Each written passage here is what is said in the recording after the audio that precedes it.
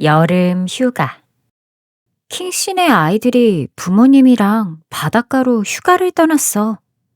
앞으로 석 달 동안 이 몸은 자유야. 근데 뭘 하고 지내지? 뭐 신나는 일 없을까? 매그는 즐거운 비명을 지르며 쓸데없이 왔다 갔다 안절부절 못했습니다. 말괄량이 조는 소파에 늘어져 부채질만 하고 있었습니다. 망아지 같은 조도 찌는 듯한 더위에는 어쩔 수 없었습니다. 그때 형사처럼 눈을 가늘게 뜬 매그가 낮은 목소리로 조에게 물었습니다. 조, 어떻게 됐어? 숨기지 말고 털어놔봐. 장난치지 마, 언니. 그러잖아도 더위 때문에 힘들어. 하여튼 나도 오늘로 당분간 대고모님 댁에 가지 않아도 돼. 조가 짜증스런 표정으로 너스레를 떨었습니다. 아침부터 법석을 떨며 대고모님 휴가 준비를 완벽하게 해드렸지. 그런 다음 대고모님을 마차에 태워드리고 정중하게 인사를 했어. 근데 갑자기 조, 너도 따라갈래? 하시는 거야. 즐거우라고 걸음아 나 살려라 하고 도망쳤어. 아, 정말 10년 감수했어. 조가 가슴을 쓸어내리며 대고모님 댁에서 있었던 일을 이야기하자 베스가 옆에서 거들었습니다. 언니가 고양이한테 쫓기는 쥐처럼 후다닥 오는데 정신이 하나도 없어 보였어. 레몬차를 끓이며 에이미가 언니들에게 물었습니다. 이번 여름 휴가를 멋지게 보낼 특별한 계획 있는 사람 없어? 난 킹씨네 아이들한테 너무 시달렸더니 피곤해. 그래서 늦잠이나 실컷 잘 거야. 매그가 기지개를 켜며 말했습니다. 그러자 이 말을 듣고 있던 조가 말했습니다. 난 게으름뱅이 같은 그런 생활은 싫고 그동안 시간이 없어서 못 읽었던 책들을 읽고 싶어. 베스 언니, 우리도 이번 여름엔 공부 그만두고 신나게 노는 게 어때? 에이미가 베스에게 한쪽 눈을 찡긋하며 자기 생각에 동조를 구했습니다. 그래, 엄마가 허락하신다면. 하지만 인형들 여름옷도 다시 만들고 새로운 노래도 좀 더 배워보려고. 베스는 언니들이 팽개친 인형까지 도맡아 갖고 있었기에 그렇게 말했던 것이었습니다. 그래도 괜찮겠죠? 매그가 어머니의 손을 잡고 어린아이처럼 응석을 부렸습니다. 좋아. 시험 삼아 한 일주일 정도 너희들 마음껏 해봐. 하지만 아무것도 안 하고 노는 게 얼마나 고통스러운지 알게 될 거다. 두고 보세요. 얼마나 힘겹게 얻은 휴가인데 정말 신나게 보낼 거예요. 매그는 어머니의 허락을 받고 매우 기뻤습니다. 다음 날 아침, 매그는 11시가 다 되도록 늦잠을 잤습니다. 그러고는 아무도 없는 썰렁한 식탁에서 맛없는 밥을 꾸역꾸역 먹었습니다. 매그는 천천히 쉬면서 독서나 해야겠다고 생각했습니다. 그래서 어머니의 흔들 의자에 앉아 책을 읽었지만 얼마 못 가 하품이 나왔습니다. 조는 아침나절에 로리와 뱃놀이를 하고 돌아와 오후에는 사과나무 그늘에서 책을 읽었습니다. 그런데 너무 슬픈 이야기여서 그만 울음을 터뜨리고 말았습니다. 베스는 인형의 옷을 만든답시고 벽장을 발칵 뒤집어 놓고 하루 종일 피아노만 치며 새로운 노래를 배웠습니다. 에이미는 마당에 있는 작은 꽃밭에 물을 주고 난 다음 스케치를 하기로 했습니다. 하얀 외출복으로 말끔히 단장하고 소나무 그늘 아래 앉아 그림을 그렸지만 금방 실증이 났습니다. 저녁 때 자매들이 모두 모인 자리에서 어머니가 물었습니다. 어땠니? 모두들 재밌었는지 모르겠구나. 무척 신나는 하루였어요. 매그가 대답하자 자매들도 덩달아 맞장구를 쳤습니다. 저희들도 정말 재밌었어요. 그러나 그 말에는 기운이 쏙 빠져 있었습니다. 어머니는 빙긋 웃기만 하시고 더 이상 아무 말이 없었습니다. 그럭저럭 며칠이 흘렀습니다. 시간이 흐를수록 자매들은 일을 하지 않고 빈둥거리며 지내는 게 얼마나 지루한지 깨닫게 됐습니다. 그러던 어느 날 아침, 잠에서 깨어난 자매들은 깜짝 놀랐습니다. 부엌에는 불을 피운 흔적이 없었고 아침 식사를 준비하고 있어야 할 한나 아주머니도 보이지 않았습니다. 엄마가 보이지 않으시네? 조가 놀라서 소리쳤고 매그는 걱정을 하며 2층으로 뛰어 올라갔습니다. 그런데 잠시 후 난처한 얼굴로 내려왔습니다. 왜? 엄마가 방에 안 계셔? 아니, 그런 건 아니고 엄마가 무척 피곤하시대. 그래서 오늘 하루만 누워있겠다고 하셨어. 한나 아주머니는 휴가를 받아서 친척 집에 가셨대. 어쨌든 오늘만큼은 우리끼리 알아서 집안일을 해달라고 부탁하셨어. 우리가 하면 되지 뭐. 어려울 거 없잖아. 조가 대수롭지 않게 말했습니다. 근데 이상하네. 어제 저녁까지도 엄마는 멀쩡하셨잖아. 베스가 이상하다는 듯 고개를 갸웃거렸습니다. 사람 일이란 알 수 없는 거야. 아무튼 엄마를 휴가 보내드린 셈 치고 우리가 해보자. 매그가 큰언니답게 자매들을 둘러보며 무언의 동의를 구했습니다. 놀고 먹는 생활에 신물이 나기 시작했기 때문에 일거리가 생겼다는 건 오히려 기쁜 일이기도 했습니다. 자매들은 모두 부산하게 움직였습니다. 베스와 에이미가 식탁을 닦고 오븐에 불을 지피는 동안 매그와 조는 먹을 것을 준비했습니다. 식사 준비가 끝나자 작은 쟁반에 음식을 차리며 매그가 말했습니다. 먼저 엄마께 갖다 드리고 와. 조는 쟁반을 들고 2층으로 올라갔습니다. 맛있게 드세요, 어머니. 맛있게 드세요, 어머니. 고맙습니다, 요리사님. 어머니는 활짝 웃으셨습니다. 그러나 막상 맛을 보시고는 금세 얼굴이 일그러졌습니다. 홍차는 너무 오래 끓여서 썩고 오믈렛은 눌었으며 과자는 반죽을 잘못해서 구멍이 숭숭 뚫려 있었습니다. 조가 아래층으로 내려간 뒤 어머니는 참았던 웃음을 터뜨렸습니다. 이렇게 멋진 식사는 내 생전 처음이야. 부엌에선 오늘 아침 식사에 대한 불평들이 한창이었습니다. 요리를 맡았던 매그는 쥐구멍에라도 들어가고 싶은 심정이었습니다.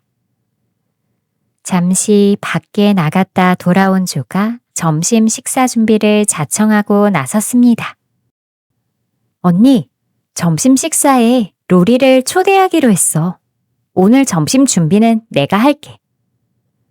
매그보다 부엌 일을 더 할 줄 모르는 조가 점심을 하겠다고 나선 데다가 로리를 초대했다니 이 일을 어쩌면 좋을까요? 조, 너 정신이 있는 거니? 손님을 초대할 만한 요리를 만들 자신 있어? 두고 봐. 아주 멋지게 해낼 테니. 언니는 마음 놓고 구경이나 해. 손님까지 대접하려면 집에 있는 재료만으론 부족할 텐데? 아니야. 콘 비프도 있고 감자도 있잖아. 채소로 샐러드를 만들고 딸기 크림을 만들어 내놓으면 더 이상 바랄 건 없지. 그러지 말고 엄마하고 상의를 해. 실수하면 로리 앞에서 창피하잖아. 알겠어. 뭐 잔소리가 그렇게 많아? 매그가 이것저것 참견을 하자 존은 약간 기분이 상해서 2층으로 올라갔습니다. 어머니는 침대에 누워 책을 읽고 있었습니다. 엄마, 이제 좀 괜찮으세요? 그래, 괜찮다. 엄마가 일만 하는 기계는 아니야. 가끔 편안하게 쉬면서 책도 읽고 편지도 쓰고 싶을 때가 있지. 오늘은 친구 집에 가서 옛날 이야기라도 나누고 싶구나. 괜찮지? 친구 집에 가신다고요? 점심때 로리를 초대했는데 어쩌죠? 오늘 하루는 아무것도 신경 쓰고 싶지 않네. 너희들이 알아서 해. 정말 놀랄 일이었습니다. 항상 바쁘게 움직이시던 엄마가 저렇게 태평스러울 수 있다니. 더위 때문에 이상해지신 건 아닌가? 조가 투덜대며 층계를 내려오는데 어디선가 울음소리가 들렸습니다. 그러자 구석에 쪼그리고 앉아 서럽게 우는 베스가 보였습니다. 베스, 무슨 일이야? 언니, 어쩌면 좋아. 핍이 죽었어. 핍은 베스가 기르던 예쁜 앵무새였습니다. 베스는 싸늘하게 식은 핍을 끌어안은 채 울먹였습니다. 베스, 그만 울어. 어쩔 수 없잖아. 이따 점심 먹고 장례를 치러주자. 조는 베스를 달랜 뒤 부엌으로 내려갔습니다. 부엌에는 설거지할 그릇이 산더미같이 쌓여 있었고 음식을 익힐 아궁이의 불은 꺼져가고 있었습니다. 큰일이구나. 조는 투덜대면서도 재빠르게 움직였습니다. 부지런히 설거지를 끝낸 다음 아궁이에 불을 지폈습니다. 조는 물이 끓는 동안 얼른 시장에 다녀오기로 했습니다. 조는 왕새우와 아스파라거스 2묶음, 그리고 딸기 2상자를 샀는데 생각보다 값이 싸서 기분이 좋았습니다. 그러나 그것은 시장 보는 일에 익숙하지 않은 조의 착각이었습니다. 집에 돌아와 막상 찬거리들을 펼쳐보니 딸기는 시들었고 아스파라거스는 너무 억세였습니다. 거기다 왕새우는 살이 없었습니다. 그러나 하는 수 없었습니다. 조는 물이 끓는 냄비에 아스파라거스를 데치고 채소를 썰며 정신없이 요리를 했습니다. 그때 어머니가 잠시 그 모습을 지켜보시다가 슬그머니 밖으로 나가셨습니다. 어머니가 말없이 나가신 뒤 얼마 안 있어 수다쟁이 크로커 할머니가 찾아왔습니다. 크로커 할머니는 동네에서 말 많기로 소문난 사람이었습니다. 그러나 가족이 없이 쓸쓸히 지내셨기 때문에 어머니가 돌봐드리고 있었습니다. 에이미가 어머니의 흔들 의자를 내오고 매그는 크로커 할머니의 말벗이 되어드렸습니다. 조금 전에 너희 어머니가 우리 집에 다녀가셨다. 너희들이 점심때 동네 사람들을 초대해서 대접할 거라고 꼭 참석해달라시더구나. 그래서 다른 일을 제쳐두고 이렇게 달려왔지. 정말 큰일이었습니다. 말 많은 크로코 할머니에게 맛없는 음식을 대접했다간 금세 온 동네에 소문이 퍼지고 말 것입니다. 매그는 눈앞이 캄캄해졌습니다. 부엌에서 할머니의 이야기를 듣던 조의 손이 떨리기 시작했습니다. 막상 요리를 시작했지만 뜻대로 되는 게 없었습니다. 냄비에서 끓고 있는 아스파라거스는 언제쯤 꺼내야 될지 몰랐고 새우는 껍질을 벗겨낼 방법이 떠오르지 않았습니다. 혼자서 갈팡질팡한 끝에 가까스로 식사 준비를 끝냈습니다. 기진 맥진한 조는 너무 오래 삶아 잎이 너덜너덜해진 아스파라거스와 새카맣게 타버린 빵, 설익은 감자를 보자 한숨이 나왔습니다. 오전 내내 힘들게 했는데 겨우 이거라니. 하지만 점심이 늦어져서 모두 배가 고플 거니까. 평소보다 30분 늦게 식탁이 차려졌습니다. 마침내 사람들이 식탁에 둘러앉아 음식을 먹기 시작했습니다. 그러자 에이미는 입을 가리고 웃었고 매그는 당황스런 얼굴로 조를 바라봤습니다. 창피해진 조는 식탁 밑으로 숨고 싶었습니다. 그러나 씩씩한 로리만 불평 없이 접시를 비웠습니다. 물론 음식을 맛본 크로코 할머니가 입맛을 쩝쩝 다시며 물을 벌컥벌컥 마셨음은 보지 않아도 알 수 있는 일이었고요. 이제 조의 구겨진 체면을 회복할 마지막 음식인 딸기 크림이 식탁에 올랐습니다. 설탕을 듬뿍 뿌리고 생크림까지 곁들여 투명한 유리 그릇에 담아놓은 딸기 크림은 제법 먹음직스러워 보였습니다. 긴장된 모습으로 지켜보고 있는 조를 힐끗 바라본 로리가 먼저 한 스푼 떠서 입에 넣는 순간 그 일그러진 표정이라니. 그러나 로리는 아무렇지 않다는 듯이 나머지를 모조리 먹었습니다. 이번엔 단 것을 좋아하는 에이미가 스푼 가득 입으로 가져갔습니다. 순간 목이 메인 듯 캑캑거리며 물을 벌컥벌컥 마셨습니다. 에이미, 왜 그래? 조가 놀라서 소리쳤습니다. 언니, 설탕이 아니라 소금을 뿌렸어. 조는 갑자기 눈앞이 노래지며 자리에 푹 주저앉았습니다. 설탕 그릇하고 소금 그릇이 바뀌었어. 어떡해.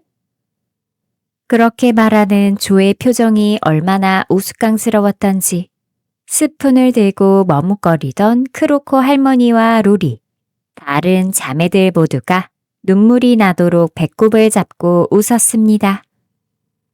빵과 우유로 다시 차린 점심 식사를 마치자 크로코 할머니는 입이 근질거려 참을 수 없었는지 서둘러 돌아갔습니다. 설거지를 마무리한 자매들은 핍의 장례식에 대한 회의를 열었습니다. 장례식이라니? 도대체 핍이 누구야? 옆에서 듣고 있던 로리가 궁금해하며 물었습니다. 우리 집에서 기르던 앵무새를 말하는 거야. 조가 얼른 대답했습니다. 자매들은 더위가 꺾인 늦은 오후에 핍의 장례식을 치르기로 했습니다. 로리가 작은 구덩이를 팠고 베스가 울면서 상자에 담겨있던 핍을 묻어주었습니다. 그 앞에 나무 판자로 묘비를 만들어 세웠습니다. 자매들은 무덤 주위에 들꽃을 한 송이씩 던졌습니다. 베스는 핍의 무덤에 엎드려 한참을 울었습니다. 핍의 장례식을 끝내고 집으로 돌아온 자매들은 부지런히 일을 했습니다. 저녁 늦게 집으로 돌아온 어머니가 깨끗하게 정리된 집을 보고 자신의 계획이 성공했다는 듯 미소를 지었습니다. 저녁 어스름이 깔리고 꽃들이 이슬에 촉촉히 젖기 시작하는 시간이었습니다. 자매들이 하나둘 뜰로 모였습니다. 진짜 엉망진창인 하루였어. 조가 먼저 입을 열었습니다. 실수 연발에 도대체 어수선해서 꼭 남의 집 같았어. 베스가 텅 빈 세상을 바라보며 말했습니다. 어머니가 내 자매 곁으로 다가오시며 물었습니다. 얘들아, 오늘 하루 즐거웠니? 나머지 일주일도 오늘처럼 너희들 마음대로 보내볼래? 절대 안 할래요. 조가 딱 잘라 말했습니다. 제발요. 이젠 지긋지긋해요. 손을 내저으며 매그도 맞장구를 쳤습니다. 베스와 에이미도 입을 모았습니다. 그러자 어머니는 빙그레 웃으셨습니다. 그래, 너희들이 오늘 많은 걸 느낀 모양이구나. 맞아요. 할 일이 없는 세상은 지옥 같아요. 조가 몸서리를 쳤습니다.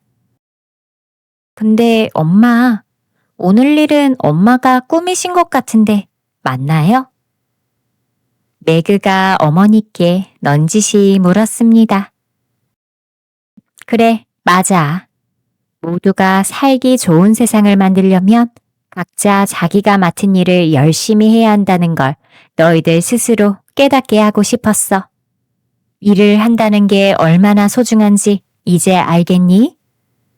어머니 말씀에 자매들은 동시에 큰 소리로 외쳤습니다. 네, 엄마. 로리의 초대장. 어느 무더운 여름날이었습니다. 로리가 조 앞으로 편지 한 통을 보내왔습니다. 한동안 서로 소식이 없었기 때문에 조는 반가운 마음으로 봉투를 뜯었습니다.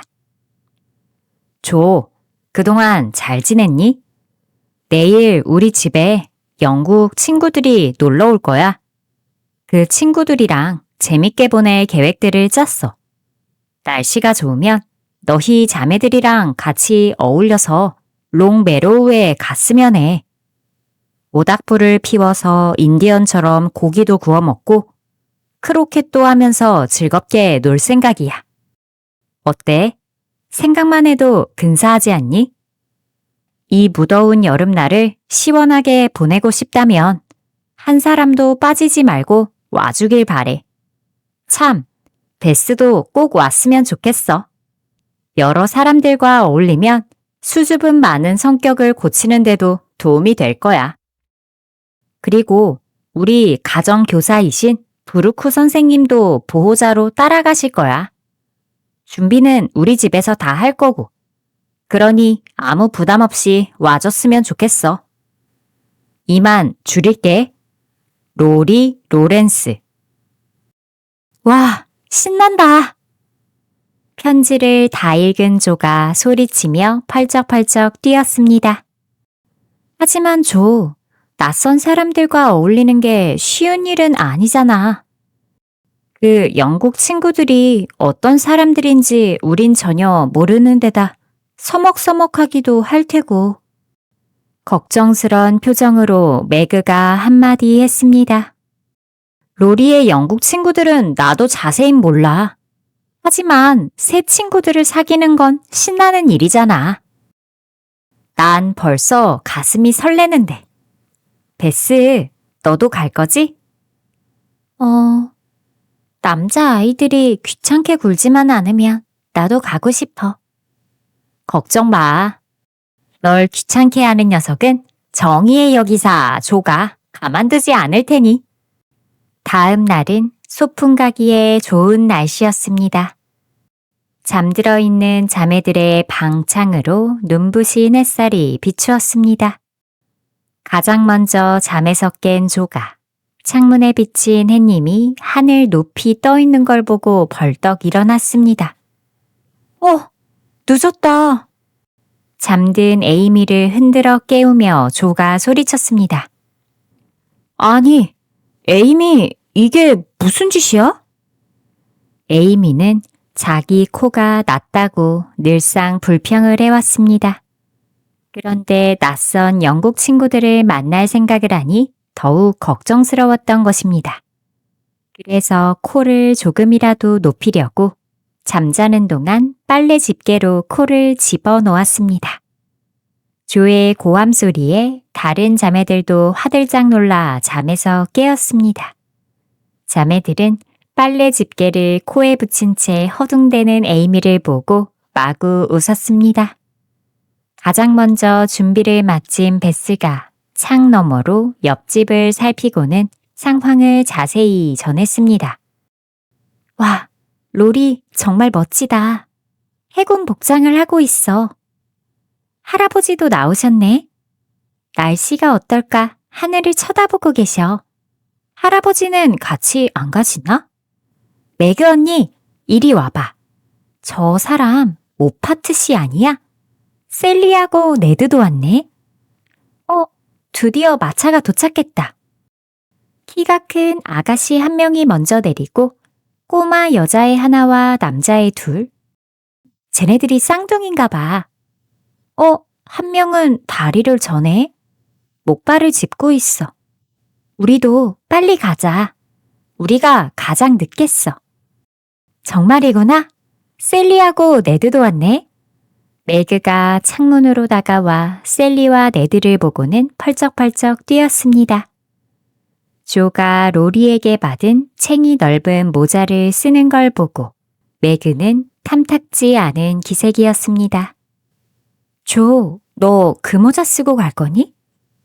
촌스럽게 왜 그런 걸 써? 뭐가 어떻다고. 가볍고 시원하면 그만이지. 남들이 웃어. 남들이 웃든 말든 무슨 상관이야. 내가 좋아서 쓰겠다는데. 조는 이렇게 말하고는 아래층으로 내려갔습니다. 그때 로리가 자매들을 부르러 왔습니다. 로리를 따라 밖으로 나간 자매들은 로리가 소개시켜주는 대로 처음 보는 사람들과 인사를 나누었습니다. 케이트 씨는 20살이었습니다. 매그는 케이트 씨가 멋부리지 않고 수수한 옷차림을 하고 있는 게 마음에 들었습니다. 그러나 조는 케이트 씨가 별로 마음에 들지 않았습니다. 입을 꼭 다문 모습이 새침대기처럼 보였기 때문입니다. 베스는 처음 만난 사내 아이들이 혹시 짓궂게 굴지 않을까 하는 마음에 겁먹은 표정으로 조의 뒤만 졸졸 따라다녔습니다. 그러나 목발을 짚은 쌍둥이와 몇 마디 이야기를 나누고 난 뒤 그들이 자신처럼 마음 약한 아이라는 걸 알곤 금세 친해졌습니다. 한참 동안 눈치만 보던 에이미와 그레이스라는 아이도 이내 가까워져서 웃고 떠들게 됐습니다. 점심 식사와 다른 짐들은 하인들이 미리 롱메로우에 갖다 두었기 때문에 일행은 곧바로 배 두 척에 나누어 타고 떠날 수 있었습니다. 한 척의 보트는 조와 로리가 노를 저었고 다른 한 척은 브루크 선생님이 노를 저었습니다.